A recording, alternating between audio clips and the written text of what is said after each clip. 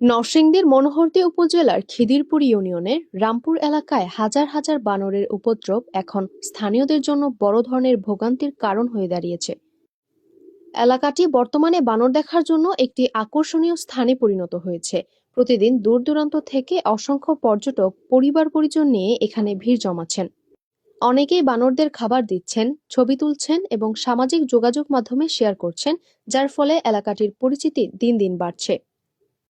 ছুটির দিনগুলোতে দর্শনার্থীদের চাপ আরও বেড়ে যায়, তখন পুরো এলাকা জুড়ে উৎসবমুখর পরিবেশ তৈরি হয়।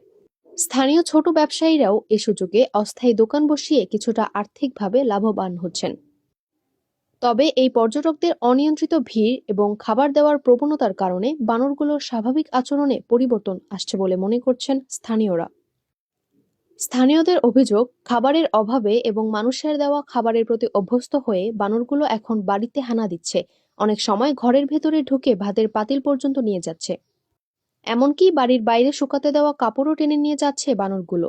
এতে করে চরম ভোগান্তিতে পড়েছেন এলাকাবাসী। বানরে অনেক ক্ষতি করে আমাদের, পানের বর ভাঙিয়ে ফেলে, তারপরে কলা বাগান নষ্ট করে, যে ফসলগুলি করে সকল ফসলই বানরে নষ্ট করে। বানরের জন্য আমার এলাকা অনেক দুর্যোগ ভোগ করতেছি।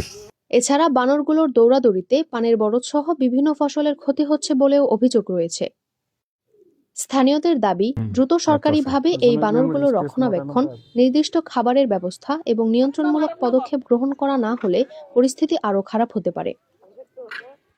মুহাইমিনুল ইসলাম শুভর পাঠানো তথ্য ও চিত্রে বৃষ্টি মাহনুর, নরসিংদী হালচাল।